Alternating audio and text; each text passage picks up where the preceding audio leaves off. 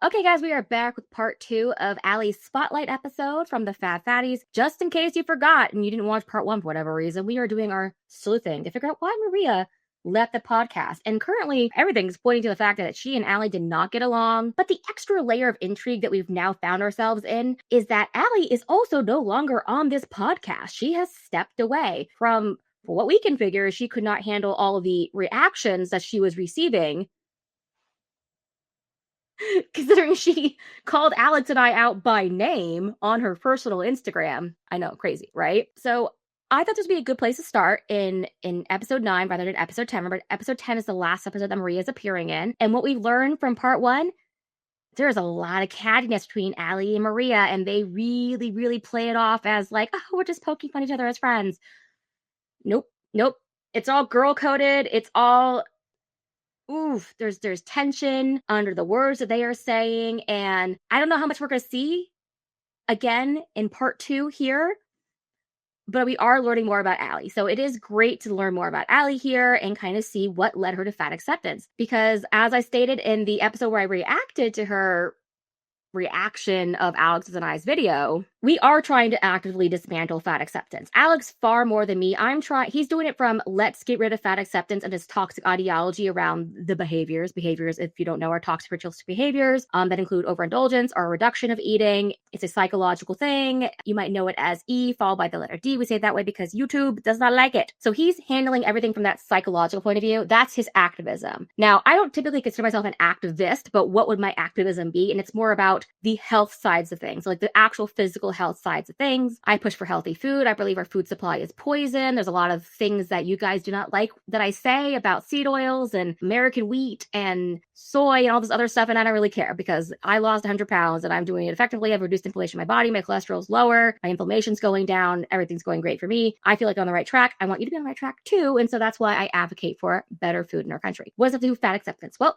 in fat acceptance, one of the things that they say constantly is that you can never lose weight, right? You can never lose weight. You're going to stay this weight forever. And I'm here to show you that no, you actually can. But we are also, as I said, sleuthing because when it comes to this fat acceptance drama, it's just a very interesting thing to see about why they develop this kind of mentality behind their overt gaslighting. And one thing I always say is that they want you in the delusion with them. They're so delusional, but in order to maintain that delusion, they need you in the delusion too. So we're here to break the delusion, embrace reality, and yeah, let's watch the next part. I'm sorry, guys. I don't even know why I need to do that really long explanation. I just kind of want to like bring you up to date with where we're at, right? There's been so much breaking news lately with these girls, and let's get on it. Let's see if we can sleuth more clues. Because it's just like, it's like I've reclaimed that word for myself. Yes. Like you can't. Oh, where do we leave off from? Allie told some really horrific stories from her childhood that I can absolutely empathize with. I believe that those things are definitely very formative for her. And now she's talking about how she's reclaimed the word fat. And she's embraced it and she loves it. Now, to me, fat is more of a neutral term. If you call me fat, I'll be like, yeah, I am. If you call me fat because you want to be mean to me, I might be a little bit more sensitive about it. Depends who you are, though. If you call me fat on this channel to be mean to me, I'd be like, well, yeah. I mean, clearly, I look at me. I'm fat, right? But yeah, for me, it's more neutral. It's not really a positive thing. It's just like state of your body. It's a state of being. It has no negative or positive associations with it when talking about your value as a human being. Definitely has positive and negative associations with your value of your health. Harm me with that word. Yes. Like, like your feelings guy. Your feelings right. guy, because you can't harm me with that word. So as far as fat terms go, is there any specific word or phrase that does rub you the wrong way, that does get under your skin? That's a great question. Yeah. Honestly, it's more no, there's really not any specific terms because they're just words. They're just words coming from insecure people, coming from very miserable, unhappy people. And I'm not like them.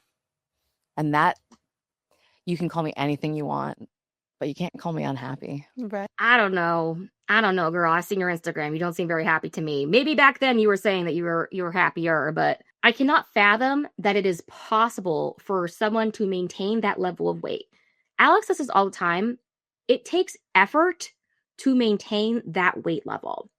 Now, whether that effort is you forcing yourself past your hunger cues because you have a behavior disorder, or the effort is your physical health is in such decline, it's so poor, your hormones are so out of control that you have to eat to maintain that weight because your body's saying that you're hungry.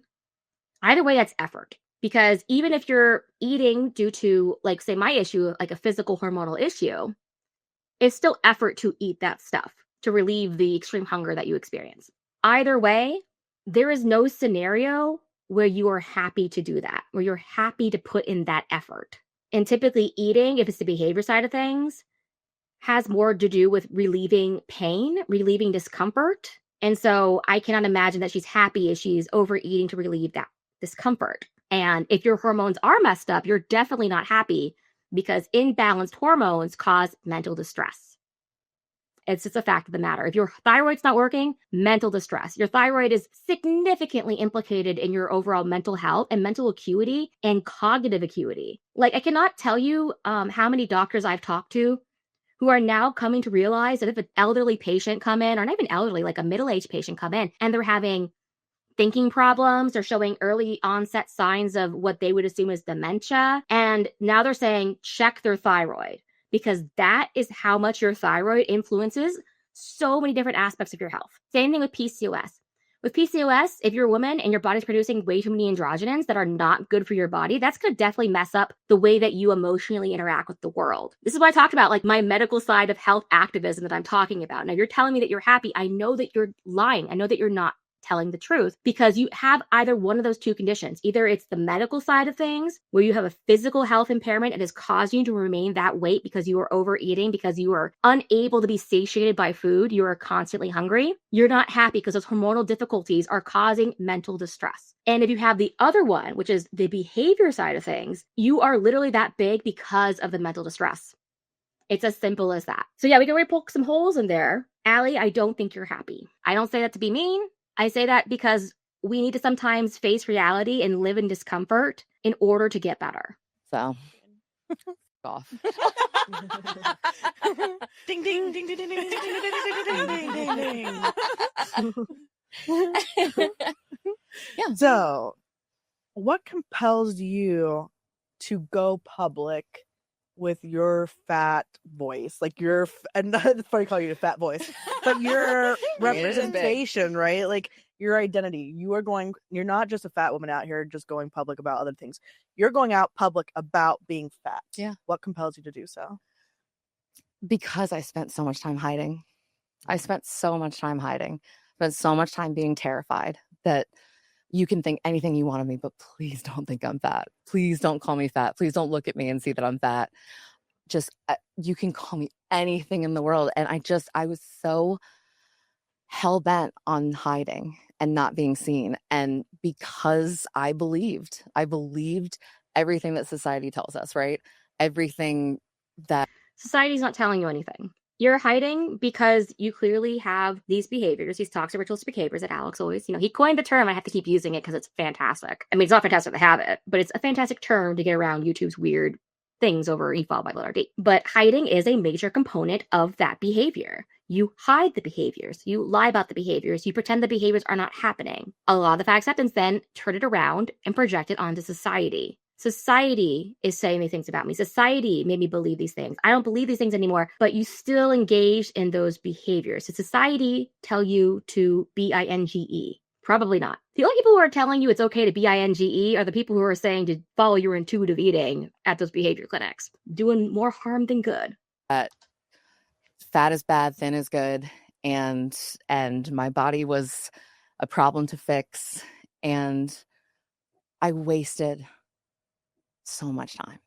I wasted so much time hating myself that I want to go back to this phrasing that she used, that my body was a problem to fix. It's very interesting to me that we refer to people as bodies to decenter them. My fat body, a person living in a fat body. The person-centered language, it is purposely to decenter the person from the characteristic.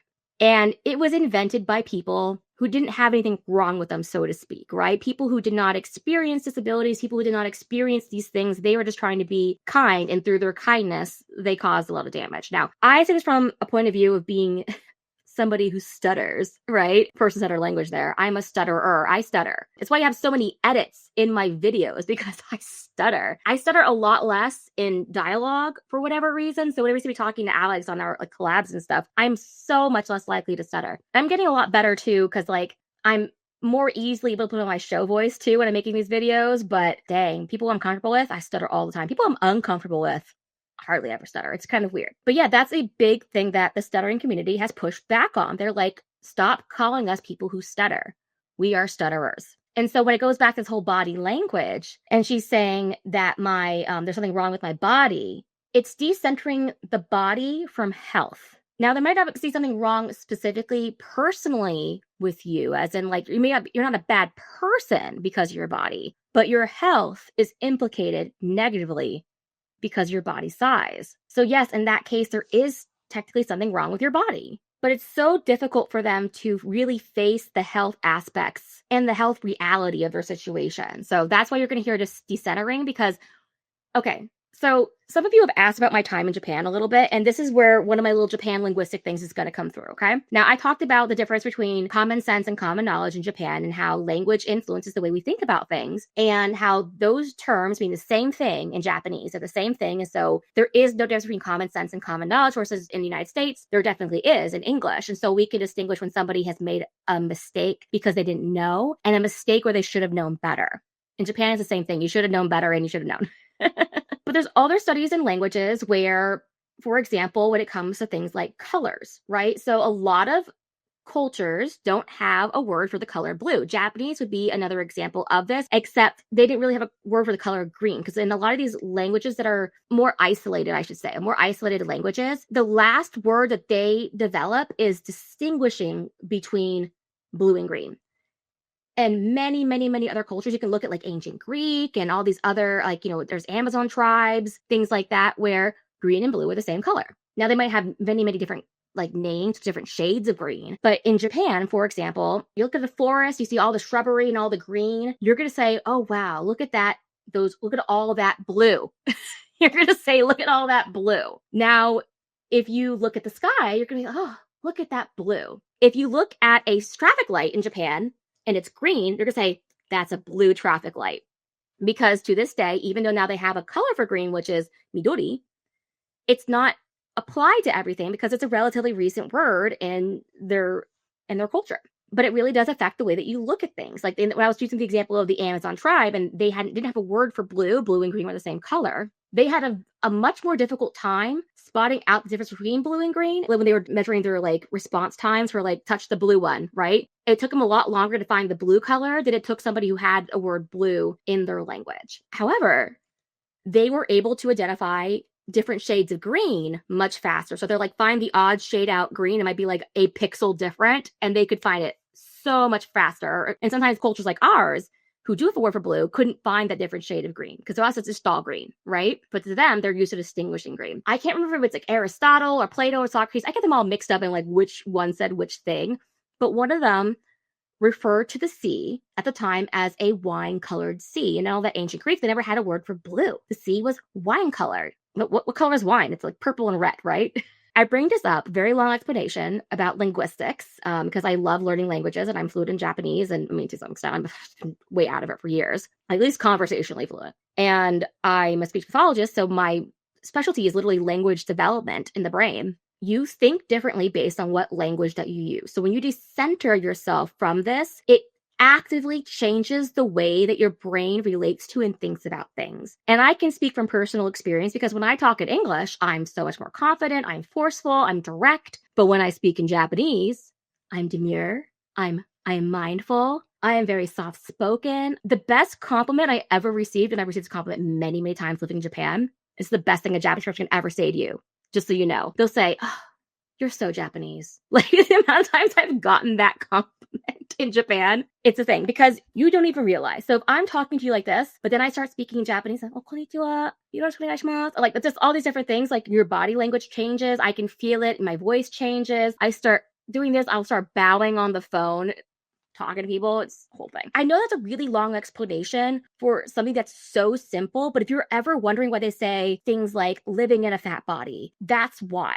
They are actively trying to use language to change the way that not only they are thinking about something and the way that they are interacting with this concept of fat, but they want to change the way that you are thinking about it. So every time you hear person-centered language coming from somebody and it sounds weird to you, it's because they're trying to control you linguistically. They're trying to get you to use their words in order to change the way that you are thinking. And it works too. It totally works. So yeah, beware of that. That's actually a thing. Whether or not they are doing this intentionally, I don't think so. I think if you go and watch Alex's reviews on like Aubrey Gordon, I would think, he calls her the mother of fat acceptance. I think she intentionally does it, and it's a trickle down effect for every other fat acceptance in the fat acceptance sphere. Gosh, I can't say words. If I can change one person's world where they stop wasting time hating themselves, it's worth it. Pausing again, and I am so sorry, guys. This is why this could be 5 parts and not 4 parts. If I can change one person's world to make them stop hating themselves, what is she actually saying? Now, this is what I was talking about, where, Alex was like celebrating that she actually quit the podcast. It's like removing of the pillar. It's an actual victory in the anti-fat acceptance community. It's because what she's really saying is, if I can get one person to stop losing weight, for embracing diet culture, for caring about their health, then I can have one more person to reinforce my delusional reality. And when you start looking at it like that, the way it actually is, you stop listening to the words that they're saying and listen to the intent behind them, you understand this is not coming from an actual good place. That for me. Stop it. You did though. You were like truly the first person I met in real life, not on the internet, who was just so unapologetically showing up for themselves. I wanted you to say unapologetically fat. Yeah. I know, I'm stopping it again right away. And I feel so bad for Alyssa because she is so in her behaviors. Like, I think they all have it. Like, and Alex agrees with me because we talk about this all the time. We talk about them off camera and on camera. But Alyssa is the one who is most in the behaviors, and she's the most vulnerable. And there's times where she definitely annoys me, but she is so susceptible to this. And Allie, in my opinion, is a huge influence to why Alyssa is not getting better. Allie reinforced the absolute SHIT out of her and those behaviors. And it's not to help her embrace her value. It's everything to do with her, like having her reinforce Allie back about her own behaviors. Yeah. Say it. Unapologetically fat. Thank you. And I went, you can do that? I went, really? I remember that too. Yeah. I remember that look on your face when we went to Don Pedro. Yeah. And I walked right up to that host stand and I said, there's 4 of us and we want a table. Those booths. And I went, oh, I like this girl. Yeah. Well, we're not even, how far into this are we? And I'm already crying. Thank you. It's so interesting to me that that's such a powerful moment for them that she's too afraid to ask for a table. I guess I just don't give a crap about that kind of stuff. It never felt like a big moment for myself. I'm like, I'm just gonna go out in the world and charge through it and get what I need out of it. And it never occurred to me to be ashamed of. I'm like, this is what my body needs at the moment, right now, right? I don't get it at all. So it's strange to me that Alyssa is so susceptible to that kind of behavior. But then again, like I said, weak personalities are really susceptible to stronger personalities like that, especially someone like Allie who's projecting a stronger personality because she likely has difficulties with identity, which is why she attaches so hard to her fat identity. So welcome. Thanks. I asked this before a little bit more targeted towards, being fat, but I kind of wanted to really ask the question of, is there a moment in your life that fundamentally shaped or changed who you are today? Like one moment where you were like really impacted? Oh, Yeah. I'm so sorry. Okay. I am usually the crier, but not today. It's all right. I thought this was coming from Maria, so it's fine. I just wasn't expecting it yet. What does that have to do with anything? Yeah. I thought this was coming from Maria. Okay, so I guess this is like a scripted thing, but like, why does she care if it's coming from Maria or not? Is it a clue? I don't know. Could be. Maybe because she could easily dismiss Maria more because she likes Alyssa better. That could be it. On October 30th, 2022, I lost my dad. And everything changed. Everything changed for me. And I do think, maybe going back to your question too, that part of what I'm doing is for him too. Because my dad died,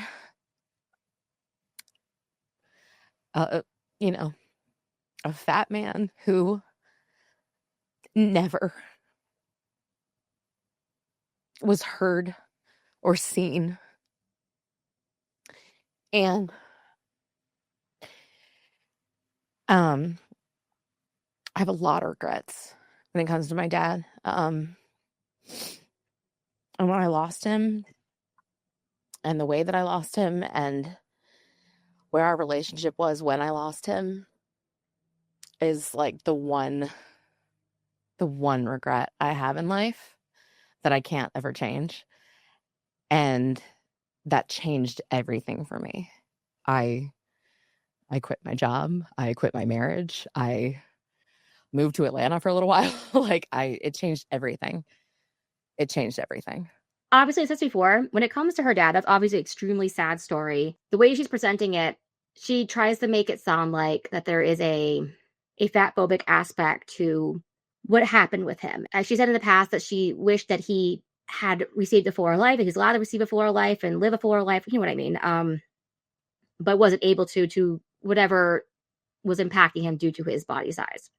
It's definitely extremely unfortunate. Nobody deserves to lose their dad that young. I think it's interesting that she brings up the relationship aspect to it, because one of her Instagram posts talked about her going no contact with her family. And so I do wonder if that happened prior to him passing away, and if that's what she means about where the relationship was at. So I can definitely see why she's very, very affected because of that contentious relationship that she had with her family. And however this affected her or however she feels about it, that's not what I'm really here to talk about. Like, obviously, she's allowed to have whatever feelings she needs to have about her father. It's like I said, nobody deserves to lose their dad that young. I do think there's gosh, what is this term? Somebody in my comment section actually used it. Now, this commenter and I didn't exactly get along on the specifics, but I will shout you out in a positive way about this term that you taught me, which is sympathy mining. It's going to sound really mean of me to use this word when she just got done talking about her father. But sympathy mining is where they're trying to elicit an emotional reaction from you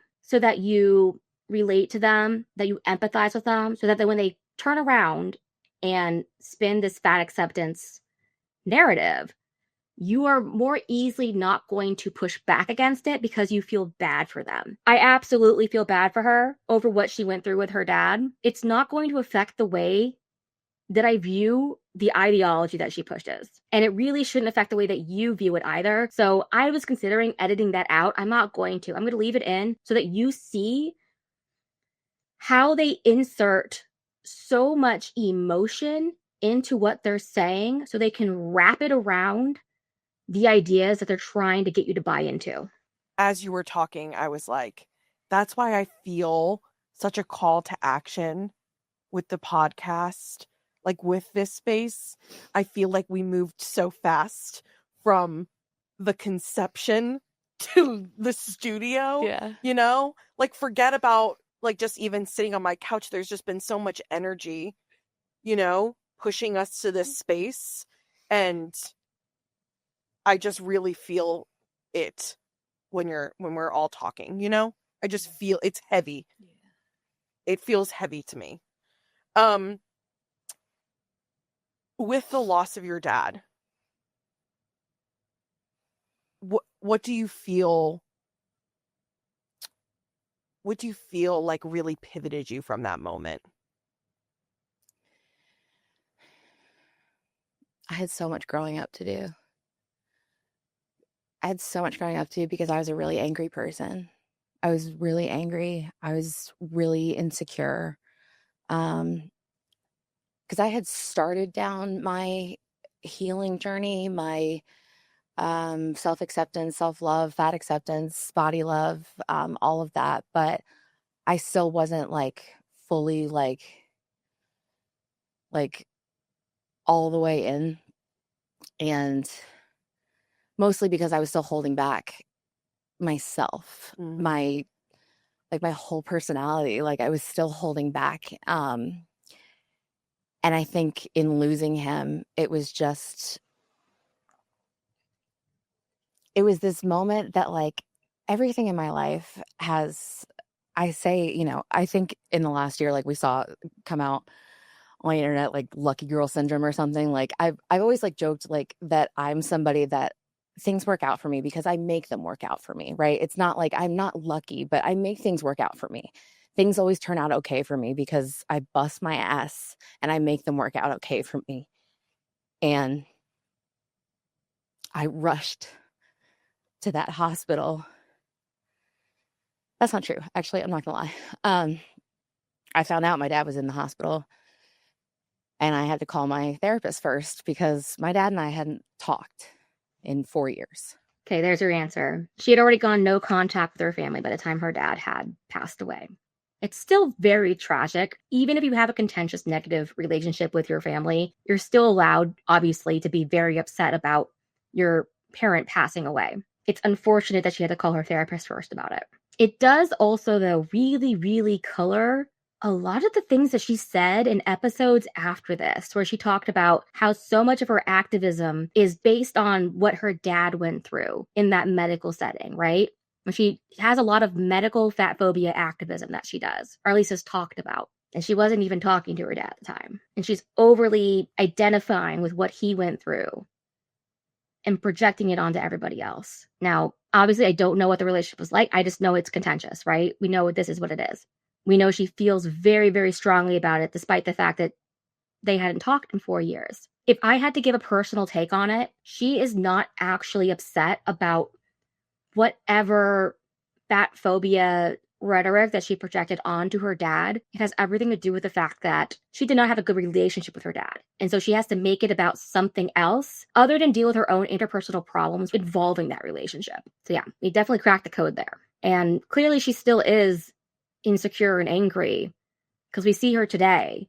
She's still dealing with all these different things. It's just a very interesting example of what happens when you say one thing, but you reveal another thing. This isn't about fighting for your dad to be seen in a medical setting or seen by society. This is about you needing to make up for whatever issue you had in relationship with your dad. Like I said, still unfortunate. We still feel bad for her in that regard, but it does reveal a lot about the things that she says. And I called my therapist. Like, I need to know what to do. I don't know what to do. Because I was afraid to open up the floodgates again. And I was afraid. And I regret that. Because by the time I got to the hospital, it was too late. He was still there, but he wasn't there. And that's the one thing that I couldn't make okay. You know, everything works out for me. That didn't work out for me. And I can't make that okay.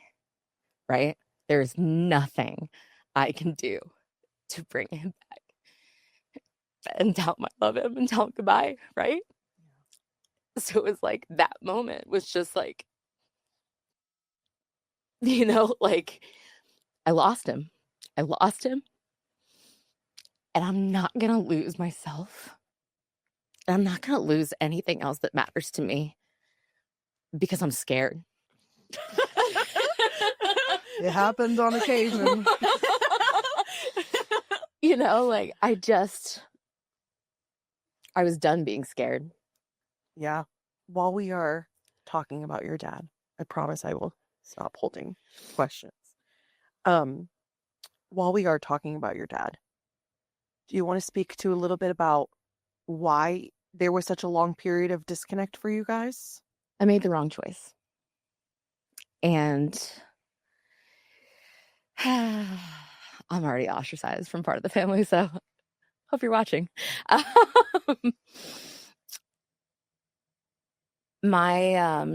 grew up in a very dysfunctional family. And I'm not going to sit here and lie to any of you and tell you that my dad was father of the year. He wasn't. There is a reason why a daughter doesn't speak to her father for 4 years. My dad was an angry person. My dad needed to go to therapy. My dad needed help. But my dad was also medically traumatized from years and years and years of asking for help and just being told, lose weight and we'll help you. Lose weight and we'll help you. Right. And in 2018, after 33 years of marriage, my parents finally decided to get a divorce. It felt like I needed to pick a side. Either my dad or my mom and my sisters. And at the time, I was also engaged to be married. And I couldn't see moving forward with a wedding without my mom and my sisters. I didn't know how that was going to look. I didn't know how it was going to look. And unfortunately, I grew up being painfully aware of how things looked versus how they felt. So I picked a side. And I'm not saying that anybody said that I had to. It felt to me like I had to. It felt to me that if I invited everybody, that there would be people that didn't come. And I didn't invite my dad to my wedding. Okay, that's a really heavy note to leave that on, for sure. It's very, very sad that that happened to her. I think it's unfortunate that her parents decided to get divorced in the middle of her daughter's engagement. Clearly, that affected her marriage going forward. I can see her dad, when she's like giving these hints, right? Her dad was an angry person. What does that implicate? Is that a contributing factor to the fact he was significantly overweight? Does that contribute factor to the fact that he might have had something similar to what she has, which is BPD, like borderline personality disorder? It's very interesting that we have these clues for Allie and kind of what shaped her current behaviors, so to speak. Not cool for parents to get divorced when she's engaged. I do think it's interesting though, because like I said, there is this sympathy mining in there, and now she pivoted from, I hadn't talked to my dad in years because I chose the wrong side, but he was medically traumatized. He didn't get the help that he needed. This medical trauma that she's talking about with being dismissed because somebody is overweight, we've already discussed this on previous episodes, previous videos. It's not a real thing. It's not a real thing. So when she's inserting this into a real story, a real emotional story, it's used, like I said, it's used to wrap it around and be like, this must also be true. It's emotional manipulation, sympathy mining, as stated by the commenter in my comments. Now, clearly, one thing that we know about her father is that he was likely larger than Allie. Like when she talks about him being very large, he's like very, very large, and he wasn't getting help. He wasn't getting physical help. He wasn't getting mental help. She's hinted in the past that she felt like he owed her help, and now she's like changed her mind against that, and that he should have like deserved so much more regardless of that. But once again, I really think it comes back to this very interesting projection that she's doing. She's misplacing her anger. That's what I mean by this type of projection. This is misplaced anger. She is choosing to blame society for her dad's issues and not her dad, because she's already blamed him for something else. She's already cut him out for something else. And because she regrets that, she has to latch on to this fat acceptance narrative. Well, maybe things could have been different. Maybe he wouldn't have been so angry if he hadn't experienced that medical trauma. But what I would have told her, if I knew her at the time, was you cannot choose how people act towards you, but you can choose how you react towards them.